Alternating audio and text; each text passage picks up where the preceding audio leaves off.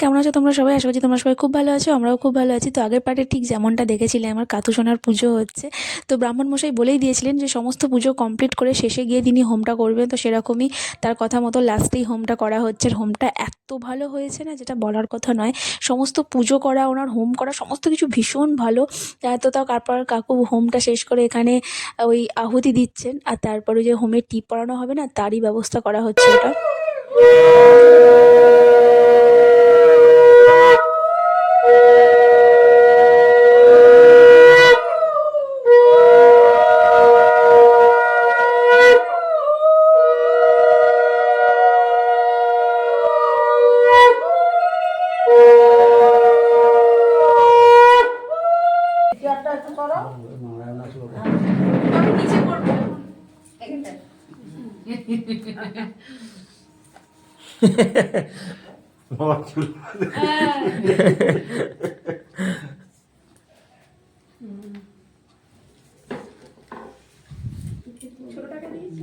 হ্যাঁ এটাকে দিয়ে দিয়েছি এইখানে একটু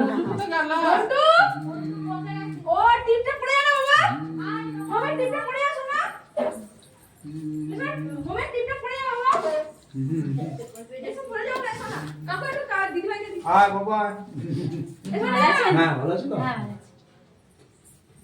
কত গালাসা বলনে বসে গেছে কি কাকু শুধু এখানে একা আমাদেরই হোমের টিপ দেননি, এখানে কিন্তু আমার গপু সোনাদের, কাকুকে, সকলকে তিনি কিন্তু হোমের টিপ পরিয়েছেন। তো যাই হোক, ওনার পুজো করা দেখতে না একদম মানে মন মুগ্ধ হয়ে যায়। তো তারপরে কাকুর পুজো শেষ করার পর ওনাদের একটু প্রসাদ আর একটু মিষ্টি জল দেওয়া হয়েছিল। তো উনি খেলেন, আর রাতে খাবার খাওয়ার কথা বলা হয়েছিল কিন্তু উনি খাননি, তাই ওনাকে একটু টিফিন কৌটো করে সমস্ত কিছু প্যাক করে পাঠিয়ে দিয়েছি।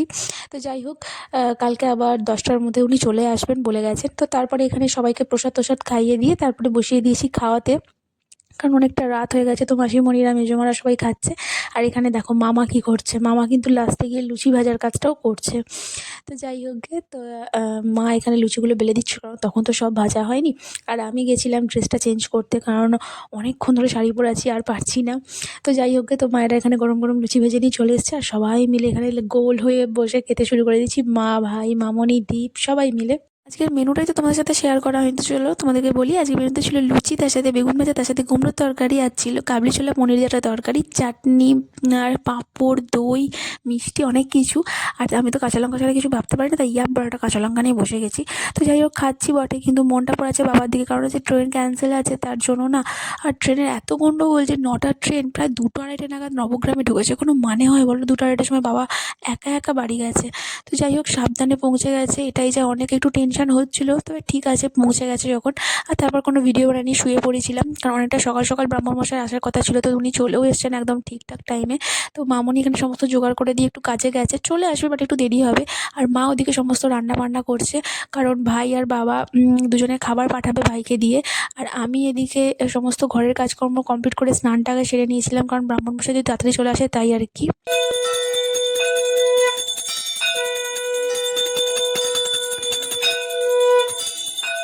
তো ওনার এখানে আরতি করা কমপ্লিট হয়ে যাওয়ার পর সকলকে একটু আরতির তাত দিয়ে দিলাম। আর এবেলাও না পুজোটা খুব সুন্দর করেছেন উনি, মানে সমস্ত কিছু করেছে। অঞ্জলি দেওয়ার কথা উনি বলেছিলেন, বাট আমি আর দীপ এবারে অঞ্জলিটা দেবো না এবেলা, কারণ আমরা একটা জায়গায় যাব তার জন্য। তো মামনি বললো যে ঠিক আছে, তাহলে আমি তো এখনও কিছু খাইনি, তো আমি তাহলে অঞ্জলিটা দিয়ে দিই। তো সেই কারণের জন্য মামনি অঞ্জলি দিতে বসেছে। তার আগে এখানে ছোট দিদিভাই সবাই এসছে, কারণ সবাইকে প্রসাদ নিতে আসার জন্য বলা হয়েছিল। মেজমা, ঘন্টু, দিদিভাই সকলকেই বলা হয়েছে, সকলেই আসবে। আর ইনি তো অলরেডি চলেই এসেছেন, আর উনি এখানে কাঁসর ঘণ্টা বাজাতেই ব্যস্ত এখন। ঠিক আছে, তো তারপরে আর মামনি এখানে অঞ্জলিটা দিয়ে নিল, আর আমি পাশে বসে জাস্ট দেখছিলামই, কারণ আমি অঞ্জলি দেবো না, আগেই বললাম। তো তারপরে সুন্দর করে পুজোটা কমপ্লিট হয়েছে, এত ভালো লাগছে না। আর কাকু এত সুন্দর পুজো করে, মানে যতবারই বলি না কেন ততবারই কম হয়ে যায়। তো তারপরে কাকু পুজো করা কমপ্লিট হয়ে যাওয়ার পর উনি বাড়ি চলে গেলেন। আর যাওয়ার আগে আমি একটুখানি মিষ্টি, একটু প্রসাদ খাইয়েছি, কারণ একটুখানি কিছু না খেয়ে গেলে হয় বলো, তার জন্য। আর তারপর এখানে মামনি বসে গেছে চিড়ে প্রসাদটা মাখতে, আর মা ওদিকে সমস্ত ফল টলগুলো একটু গুছিয়ে দিচ্ছিল। তো দুজনে মিলে গল্প করতে করতে কাজটা বেশ ভালোই করছিল। আর তারপরে আমি চলে এলাম বাটি নিয়ে, কারণ দাদু দিদাকে আগে প্রসাদ দিতে হবে। তো দাদু দিদাকে আগে প্রসাদ দিয়ে দিলাম, আর তারপরে মামনি আস্তে আস্তে সকলকে প্রসাদ দিল, মানে যাদের যাদের বলা হয়েছিল আসার জন্য। তো সবাইকে প্রসাদ দিল আর বাপির জন্য একটু তুলে রাখলো। আর আমি ওদিকে চলে গেছি একটুগুলো গোছাতে, কারণ ওখানে আমার কাতু সোনাকে যে সমস্ত খেলনাগুলো আর চকলেটগুলো দিয়েছিলাম সেগুলোর উপর তো বাচ্চাদের একটু নজর রয়েইছে, তাই না বলো? কিন্তু খেলনাগুলো তো এখন দেওয়া যাবে না, যে বছর উদযাপন করবো সে বছর খেলনাগুলো সকলকে ভাগ করে দেবো, বিলিয়ে দেবো। কিন্তু এবারে ওই জন্য শুধু চকলেটগুলোই সকলকে ভাগ করে দিলাম, যেহেতু গুড়গুড়ি এসেছিলো, ঘন্টু ছিল, তো ওদেরকে ভাগ করে দিলাম।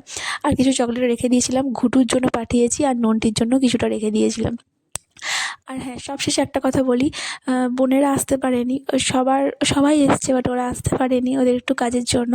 তো ওদের জন্য একটু মনটা খারাপও লাগছিলো, কিন্তু কিছু করার নেই, সবসময় তো সবার হয় না।